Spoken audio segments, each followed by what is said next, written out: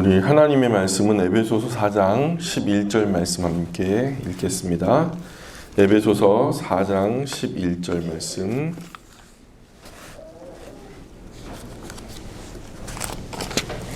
에베소서 4장 11절 말씀을 우리 함께 한 목소리로 합독하겠습니다. 4장 11절 에베소서입니다. 같이 읽습니다. 그가 어떤 사람은 사도로, 어떤 사람은 선지자로, 어떤 사람은 복음 전하는 자로, 어떤 사람은 목사와 교사로 삼으셨으니. 아멘. 저는 하나님 말씀을 가르치는 사람입니다. 그래서 강의나 집회 와달라고 간혹 부탁을 받기도 합니다. 그런데 교회에서 강의할 때 좀 가장 난감한 경우가 성경이 말씀하는 교사나 또는 직분에 대해서 가르쳐달라는 요청을 받을 때입니다. 왜 그런 경우가 좀 난감하냐면 성경에 기록된 당시의 그 직분과 오늘 우리가 갖고 있는 이 직분이 같은 것인가 라고 하는 그 연계성이 좀 어려운 경우가 있습니다. 사실 우리에게 익숙한 권사님, 여기도 두 분이나 권사님 계신데, 권사라고 하는 그 익숙한 직분도 사실은 성경에는 나타나지 않는 직분입니다. 뿐만 아니라 한국교회에 특히 이제 장로교, 또 장로제도를 성경에 따라 시행하고 있는데요.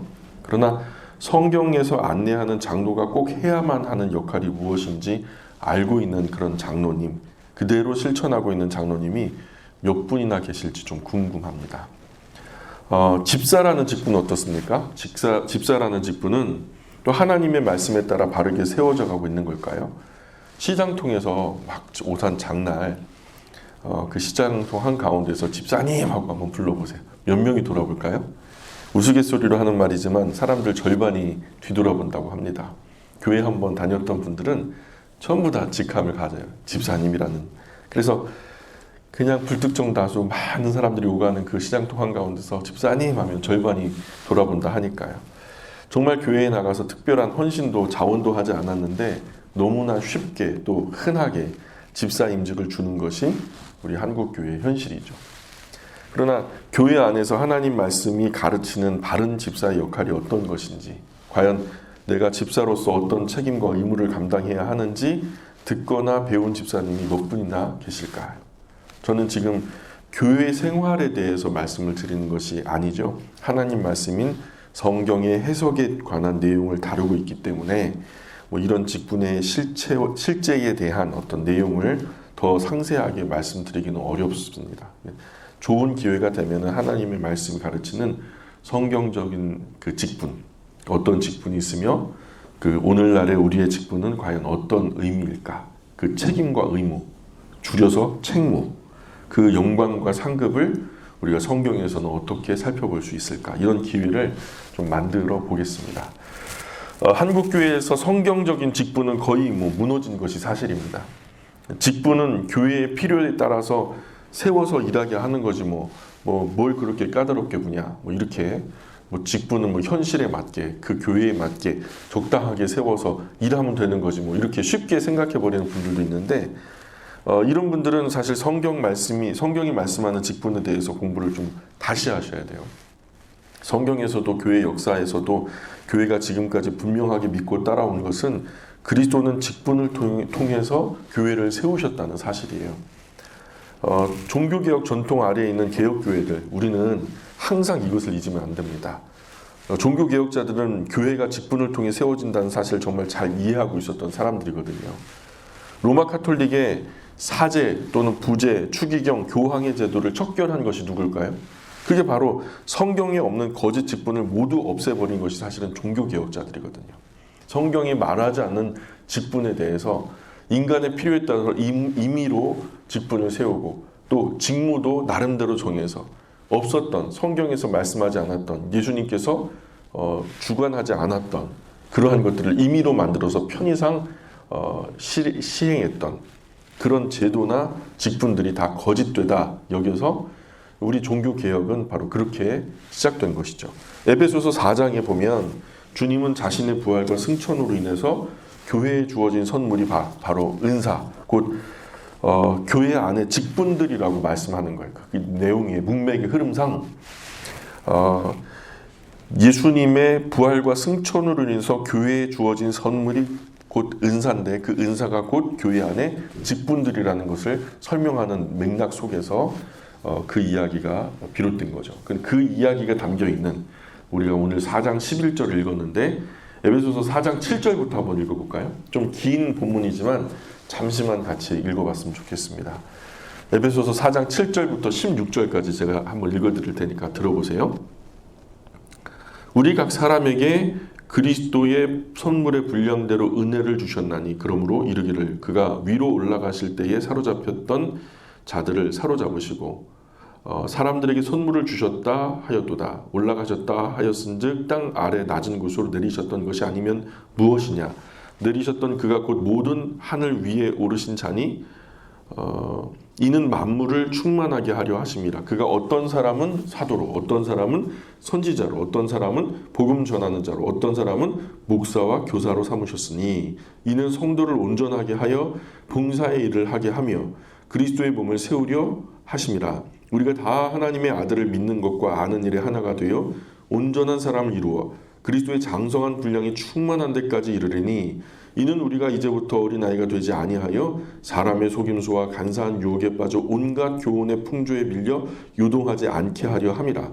오직 사랑 안에서 참된 것을 하여 범사에 그에게까지 자랄지라. 그는 머리니 곧 그리스도라.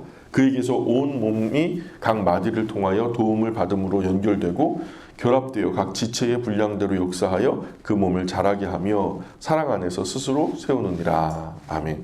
자, 이 말씀을 이렇게 고신대학교 유해무 교수라는 분이 이런 설명을 했어요. 이 말씀에 대해서 그리스도는 교회를 말씀과 성령으로 다스리시며 이 일을 위하여 사람들을 여러 직분으로 불러 사용하신다. 그러므로 교회의 직분은 그리스도의 직분과 유비된다. 직분자들은 교회의 성도 가운데서 나와서 그들을 대하여 사역하면서 삼위 하나님을 대리한다. 그러나 이는 결코 그들의 자질에서 나온 것이 아니다.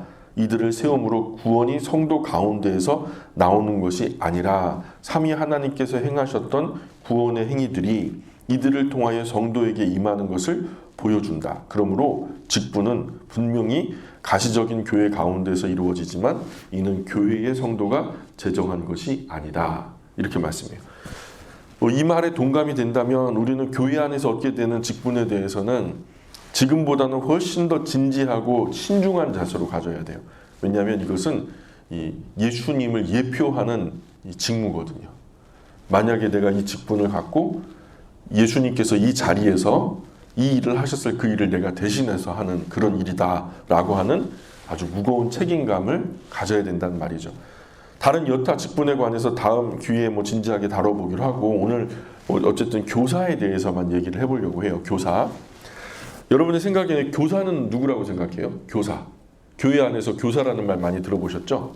교사는 누구라고 생각해요? 예, 가르치는 거. 보통 우리가 교사는 다 어디 있어요? 주일학교. 일반 교회는 주일학교. 우리 교회 같은 경우에는 예수나무 이렇게 생각하죠.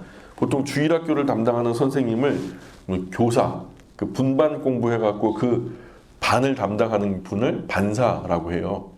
그래서 분반 공부 반사님이든 아니면 그 주일학교의 어떤 반을 맡은 어떤 교사님이든 간에 근데 그런 말이 옳은 것일까? 과연 그 교사가 성경이 말씀하는 그런 교사일까? 통상적으로 한국 교회에서 흔하게 볼 수 있는 주일학교, 여름 성경학교를 앞에 놓고 교사 강습회를 하잖아요.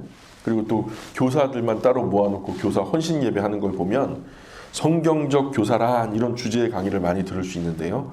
이런 강의나 설교에서 강사나 목사님들이 그 성경적이라는 근거를 어디서 가져왔을까? 이런 강의나 설교가 성경적으로 맞다면 성경 안에서 오늘의 주일학교 교사나 반사에 대한 어떤 비슷한 근거나 언급이 있어서 그렇게 얘기하는 걸까?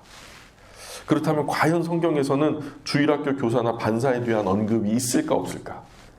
목사님 방금 우리 읽었던데 교사, 목사나 교사로 주셨으니 했는데 교사 있잖아요. 더 원론적으로 그러면 성경에서 말씀하는 그 교사라고 하는 직분이 오늘 주일학교의 교사나 반사를 가리키는 것일까? 이거에 대한 의구심을 갖는 거예요. 그것이 그것일까? 우리가 알고 있는 이 교사가 성경이 말하는 그 교사와 의미가 상통하는 걸까? 우선적으로 짚고 넘어가야 할 사실들이 있어요. 주일학교라고 하는 제도는요, 원래 성경 안에도 개혁교회 안에도 전혀 없었어요. 불과 250년 전에 세웠어요. 생겨난 제도예요. 주일학교의 시작이요, 근대에 이르러서 영국의 클로우체스터라고 하는 지역에 살던 로버트 레이크스라고 하는 사람이 있는데요. 그 사람이 1780년 7월에 처음 만든 것이 주일학교예요. 당시 신문기자였던 로버트 레이크스는요, 연소자를 위한 노동법, 쉽게 말해서 아동노동법이죠. 그것이 제정되지 않았던 시대의 아이들이요, 그냥 뭐 자기 몸을 움직일 수만 있으면은 어른들의 어떤 그 노예처럼 부려지던 시절이에요. 아이들은 눈 뜨면 일어나서 뭐 배움 그런 거는 전혀 생각 못 하고 그저 공장에 가가지고 일하고, 주일날에는 그거 조금 용돈이나 이런 거 받아가지고 와서 부도덕하게 슬럼가로 몰려가갖고 술을 마시고, 아이들인데 술을 마시고 막 타락하는 그런 현실들을 바라보면서 아이들이 아이들답게 뛰어놀거나 밝게 맑게 지내야 되는데 그러지 않고 오히려 어른들에게 그렇게 이용당하고 결국 지친 몸 가지고 주말에는 그렇게 타락하는 곳에서 아주 어둡게 무너져가는 그 아이들의 미래를 보면서, 아이들이 교육을 받지 못해서 무지하죠. 글도 모르니까. 출주정 싸움 범람하는 도시 안에서 가장 먼저 약탈당하고 가장 먼저 희생당하는 것이 아이들이니까요. 이런 악한 영향력, 이런 영국의 현실 속에서 아이들을 가르치기 위해서 여교사 4명과 함께 최초의 주일학교 썬데이 스쿨이라는 이름으로 시작해가지고 6세부터 14살, 6살부터 14살까지 아이들을 모아놓고 가르쳤던 것이 근현대 주일학교의 기원이 된 거예요. 그래서 그때부터 1780년부터 한 지금까지니까 한 250년, 240년 정도밖에 안 된 거죠. 그리고 한 3년 정도, 그렇게 주일학교가 세워진 지 한 3년 정도가 지나니까 영국 안에서 전국적으로 이 놀라운 프로그램이 알려지기 시작한 거예요. 아이들의 어떤 배움에 관한 한, 그것도 아주 경건한 교육, 또 성경적인 교육에 관한 한 이 필요가 막 폭발을 하면서 이것이 그 여파로 주일학교 운동이 영국 전역을 넘어서 전 세계로 각 민족으로 퍼져나가기 시작하죠. 아이들에 대한 교육에 관한 한 지대한 관심을 갖고 그렇게 퍼져나가기 시작한 거죠. 오늘 우리는 그리스도인 중에 누군가가 아이들을 가르치는 그 교회학교 교사 제도에 대해서 익숙하기 때문에 교사는 이 교사는 그 교사지 뭐 다른 교사가 있겠어? 의문을 품지 않죠. 그 교사가 그 교사겠지 뭐 다른 교사가 무슨 있겠어. 그러나 사실 우리가 알듯이 지금 1780년 7월 달에 처음 시작했으니까요. 불과 18세기에 이르러 주일학교가 처음 생기기 이전에 그리스도인 중에 누구도 교회에서 아이들을 가르쳐야 한다라는 필요성을 생각했던 사람이 없었다는 거예요. 이런 제도 자체가 존재하지 않았던 시절에 말씀을 가르치는 것은 항상 교회의 목회자들이었고요. 그런 일반 성도가 그런 역할을 감당하는 일은 없었거든요. 성경 당시에는 경건한 가정의 신앙교육은 언제나 누가 가르쳤냐면 부모님들이 가르쳤죠. 그래서 언제나 부모님의 무릎 아래서 성경교육, 인격교육, 기본 교육들이 다 부모님의 무릎 아래서 시작됐어요. 부모님은 건전한 성경 중심의 교회를 다니면서 교회를 통해서 성경 이야기를 듣고 배우게 됐고요. 그래서 그 교회는 목회자를 통해서 성도들을 교육하는 것에 바른 질서를 갖고 있었고요. 그래서 교회는 부모는 자녀를 신앙 안으로 교육하는 것이 성경적으로 참 자연스러운 일이거든요. 세상 모든 주일학교가 사라지고 가정 안에서 자녀들이 부모님을 통해서 신앙 교육을 받는 그런 교회가 가장 성경적인 교회인 거죠. 그래서 성경적인 신앙 교육은 홈스쿨링이에요. 원래 이렇게 가정에서 벗어나서 예배당에 주일날마다 와가지고 주일학교를 하는 것은 사실은 성경적인 것은 아니고, 진짜 성경적인 것은 홈스쿨링, 이 바이블 스쿨에 관한 한 집에서 홈스쿨링을 해야 되는 거예요. 가정에서 성경학교, 가정 성경학교에서 이루어져야 하는 커리큘럼이라고 하죠. 필수 과목. 어떤 것들이 있냐면 첫 번째는 예배죠. 예배. 부모님은 자녀와 예배해야 돼요. 예배를 가르치는 거죠. 함께 예배하면서 예배를 가르치는 거죠. 정기적인 가정 예배는 꼭 드려야 되는 거예요. 일주일이든 한 달이든 한 달에 몇 회를 정해놓고 하든 뭐 첫째 주나 마지막 주는 우리가 가정 예배를 드리자 뭐 이런 식으로 부모님과 아이들이 같이 소통될 수 있을 만한 그런 나이에는 이야기를 통해서 우리가 언제 가정 예배를 드렸으면 좋을까? 그래서 정하는 거죠. 약속 가운데 일주일에 무슨 요일이든 한 번, 뭐 한 달에 몇 회, 첫 주든 마지막 주든 한 번. 그래서 자녀와 상의해서 그 시간을 정하고 약속된 시간에 준비된 경건한 마음으로 부모님과 함께 예배할 수 있어야 하는 거죠. 이 과정에서 자녀들은 공예배를 배워요. 아, 예배는 이렇게 진행되는구나.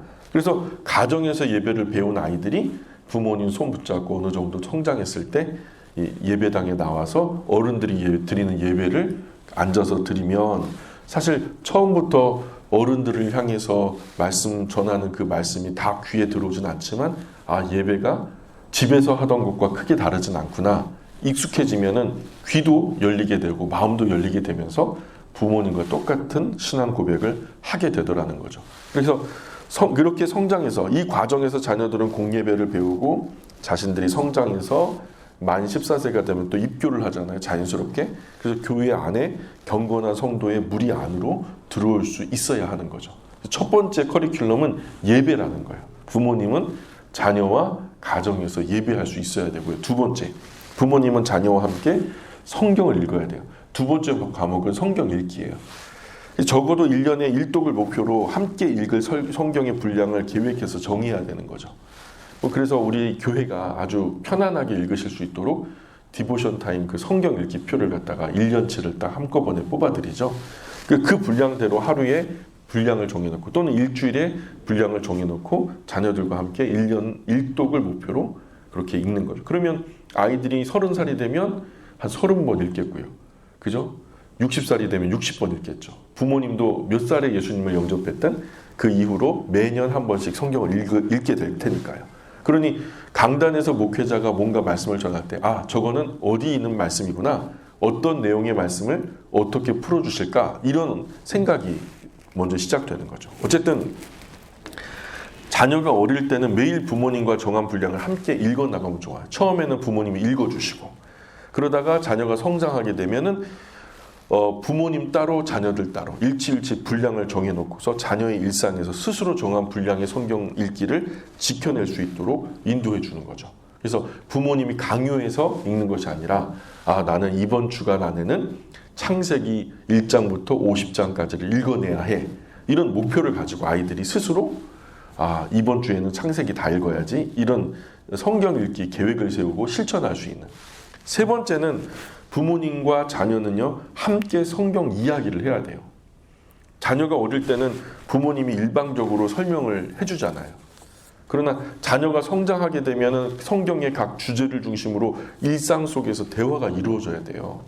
이 과정에서 성경 각 주제의 깊은 의미와 함께 각각 삶에 적용할 만한 부분, 또 실천할 만한 부분들을 함께 고민하고 성경적으로 사는 삶을 가르쳐야 되는 거죠. 엄마가 살아보니까 엄마가 이 말씀대로 이런 부분을 실천해 보니까 적용해 보니까 이런 실수들이 있다. 저런 어려움들이 있더라. 이게 세대를 이어서 계승되는 거예요. 신앙이. 그래서 다 십계명에서 말씀하는데 다른 건 다 지키기가 어렵지 않았는데 마지막에 남의 것 탐내지 말아라. 욕심에 관한 것은 엄마가 참 지키기 어렵더라. 지금 나도 지금의 엄마도 참 지키기 어려운데 너도 아마 이런 부분에서 지키기 어려울 거야. 그런데 이런 일이 있었다 하면서 어떤 실제 이 계명을 지켰을 때의 유익과 지키지 못했을 때의 어떤 어려웠던 부분들을 함께 나누면은 믿음의 계보가 연결될수록 그 신앙의 깊이와 무게가 더 더해지면서 멋진 신앙의 가문으로 성장해 가는 거죠. 어쨌든 이런 다시 주제로 이제 돌아와서 그 가정에서 홈스쿨링을 해야 된다는 말씀을 드리고 있어요. 세 가지 과목이 필요하다고. 하나는 예배, 또 하나는 성경 읽기, 또 세 번째는 성경 이야기. 이 세 과목이 아마도 가정에서 하는 성경 학교의 커리큘럼이 돼야 된다라는 말씀을 드리고 있고요. 자, 그래서 다시 주제로 돌아오면 1780년대 이전에는 아예 주일학교라는 말도 그런 제도도 교회학교 교사라고 하는 개념도 사실은 존재하지 않았다는 거예요. 그런데 어떻게 성경에 오늘의 교사에 대한 언질이 있을 수 있었을까? 성경에서 어떻게 주일학교 교사나 반사와 같은 그런 관련된 가르침이 있을 수 있을까? 개념 자체가 없었던 시절인데 이런 맥락에서 이 본문을 생각해 보면 분명한 답이 한 가지가 나오죠. 성경이 말하는 교사라고 하고 지금 이 에베소서에 기록되어 있는 이 말씀은 오늘 우리가 알고 있는 주일학교 교사나 주일학교 한 반을 담당해서 가르치는 반사가 아니라는 사실이죠. 지금 우리가 생각하는 쉬운 그런 교사의 개념과는 전혀 다른 어떤 의미로 우리가 이해해야 된다는 거죠. 이 사실을 생각하면서 우리 주변에서 범람하는 수많은 교사에 관한 가르침에 성경을 기준으로 비판적, 개혁적인 시각을 가지고 우리가 바라보기 시작해야 된다는 말이에요. 자, 그러면 교사는 어디에서 성경적으로 기원을 찾을 수 있을까? 교사의 직무를 성경적으로 독려할 수 있는 근거는 도대체 어디 있는 걸까? 이런 궁금증을 가질 때야 비로소 성경이 말씀하는 교사란 무엇인가 이것에 대해서 제대로 된 의문을 가지게 되는 것이죠. 성경에서 교사는 누굴까요? 자, 신약 성경에서 교사라는 말은 헬라어로 디다스칼로스라는 단어로 되어 있어요. 디다스칼로스를 검색을 해보면은 신약 성경 안에서 전부 58회 사용됐어요. 58회 사용되어지는 중에 그 중에 압도적으로 많은 48회가 어디에 등장하냐면 복음서에 등장해요. 48회. 그래서 복음서의 헬라어로 디다스칼로스는 대부분 누구를 가리키느냐? 예수님을 가리키는 표현이에요. 그래서 예수님이 곧 교사셨다는 거죠. 서신서를 제외한 복음서에서의 교사라는 말 모두는요, 말씀을 가르치셨던 선생으로서의 예수 그리스도를 말씀하고 있었던 거죠. 이런 교사라고 하는 직무를 쉽게 주일학교 교사나 분방공부 반사에 접목할 수 있는지 우리가 잘 생각해 봐야 되는 거죠. 복음서 48회를 제외한 나머지 10번, 10회가 서신서에서 교사에 대한 언급이 나타나고 있는데 그 중에서 그 본질에 맞는 교사에 합당한 부분들을 보자면 사도행전 13장 1절 한번 펴보실까요? 좀 시간이 가더라도 좀 찾아보고 갔으면 좋겠어요. 성경 읽기 연습, 이제 성경 펴기 연습을 한번 해야죠. 보통은 저 어렸을 때 어르신들 성경 찾는 속도가 엄청났어요. 목사가 강단에서 어디 말씀이다라고 어디 몇 장 몇 절 하면은 불과 자자자자작 찾는 소리가 나더니 몇 초 안에 조용히 됐거든요.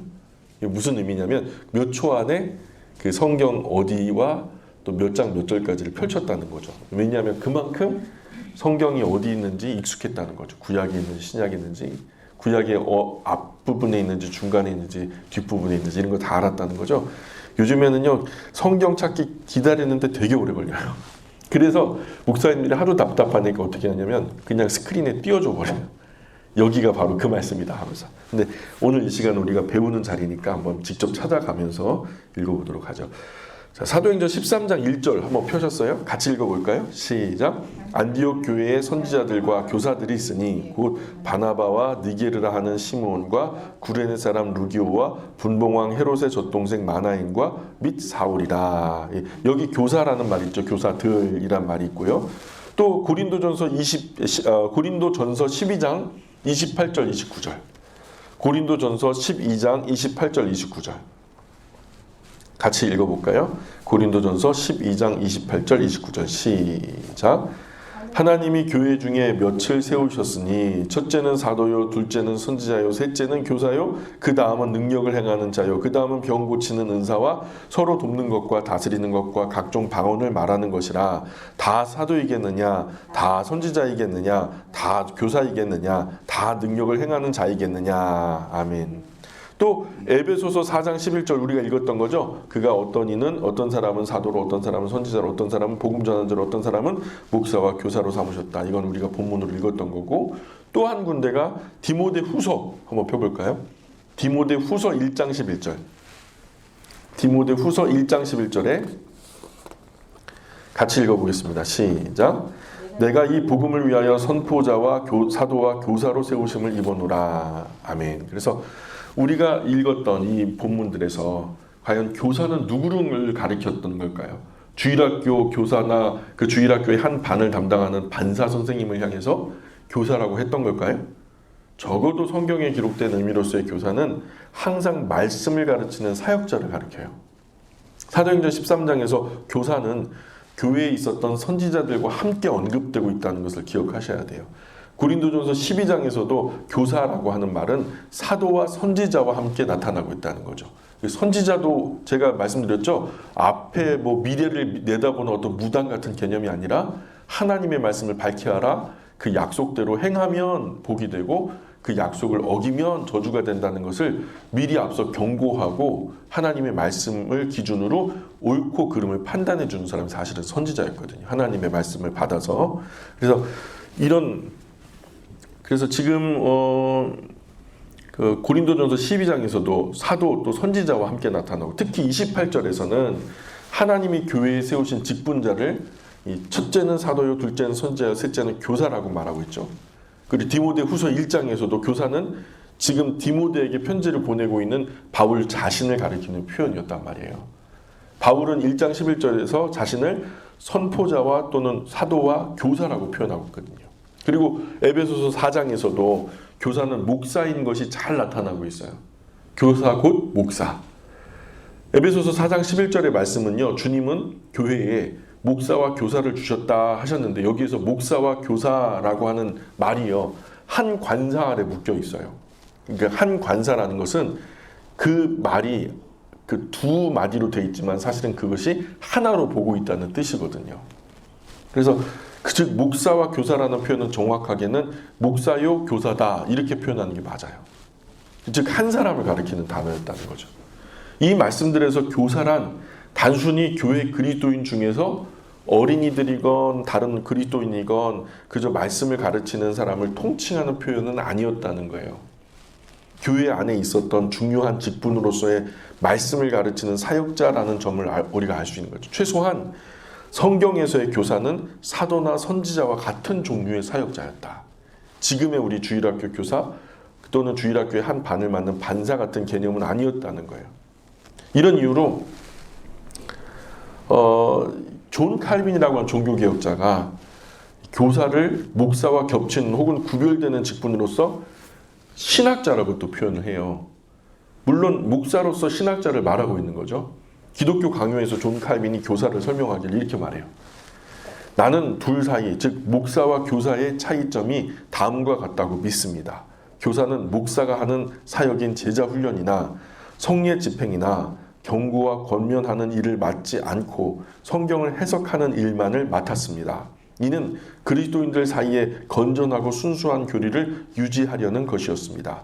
목사직은 이 모든 의무를 겸하는 것입니다. 하면서 목사라고 하는 개념 아래 또 교사라고 하는 것은 어떤 성경을 연구하고 교리적으로 잘 엮어내어서 성경이 말하는 일관된 주장을 하나로 교리화시키는 것. 이런 작업을 하는 것을 오늘날 뭐라고 말하냐면 신학자라고 그러거든요. 그러므로 성경에서 교사는 주일학교 교사나 분반공부 반사를 가리키는 표현이 아니었어요. 성경에서 말하는 교사는 오늘 교회의 배경으로 보자면 말씀을 가르치는 사람인 목사나 성경을 중심으로 바른 교리를 연구하는 신학자들을 가리키는 표현이라는 거예요. 즉 성경이 가르치는 교사라고 하는 직무의 의미는 성경을 해석하고 가르칠 수 있는 사람. 이게 잘못되게 자기 중심으로 해석하는 게 아니에요.